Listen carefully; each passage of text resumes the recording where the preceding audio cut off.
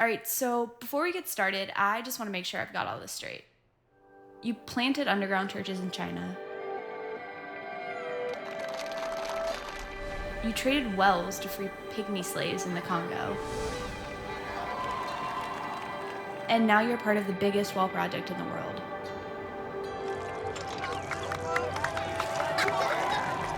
And you did all of this out of your small pump shop in Oklahoma. How did all this happen? It's a long story.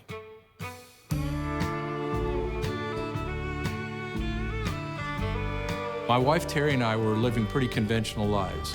We were an ordinary family, 2 kids, a dog, a cat. We'd worked at our water pump company, Pumps of Oklahoma, for our entire life. We were the experts on water pumps in Oklahoma. We pretty much had it locked in for the next 30 years on what exactly this was going to look like. Building the company, have a little bit extra money, and then just set our lives up for this easy glide path into retirement. One day, one of our customers came into the shop. He said, well, I just flew in from Taiwan. And I said, what were you doing in Taiwan? He goes, well, I was planting churches. And in the most sanctimonious voice and tone that I could muster, I said, well, I'd like to go on a mission trip sometime, knowing that I really didn't want to go on a mission trip ever. And he said, so Dick, you have solar-powered pumps. We could go into mainland China, and then we could go plant churches, and we could end up getting water to these people. It's scaring the heck out of me right now, because I don't want to go to China and plant churches. I was just saying that because that's what church people do. 4 months later, I'm in southern China, in a really remote village. We're able to install 2 solar pumps where they've never had running water to see what happens when people get clean water, where little girls can go to school because there actually is sanitation facilities at their school. Transforms the whole community.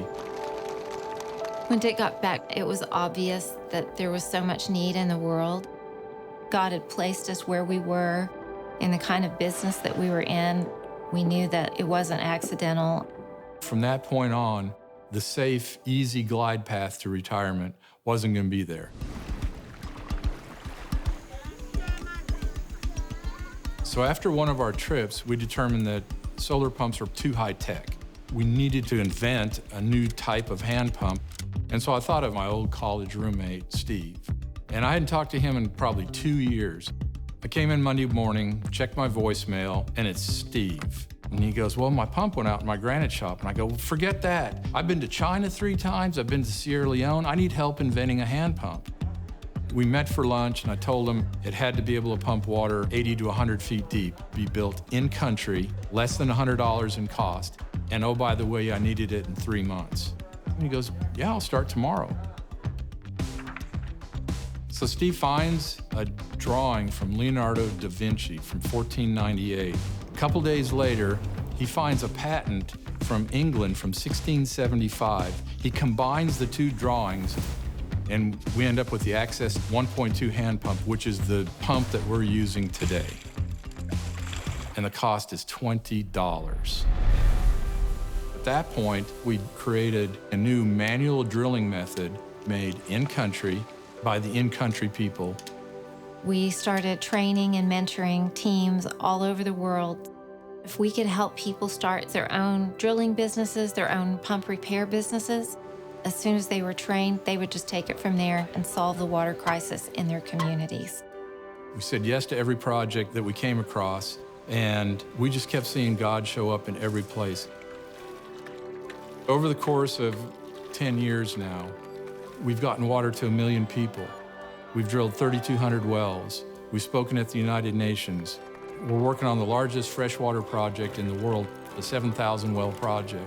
We've been to 32 different countries. We have 350 business partners that we work with around the world every single day that get up and start drilling wells so they can feed their families, so they can be the solution to their own village's problems. Quite often, we ask ourselves, how did we get here?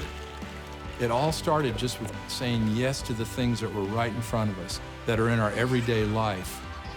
The only reason it works is because God makes it work. He takes the little that you have and makes it much.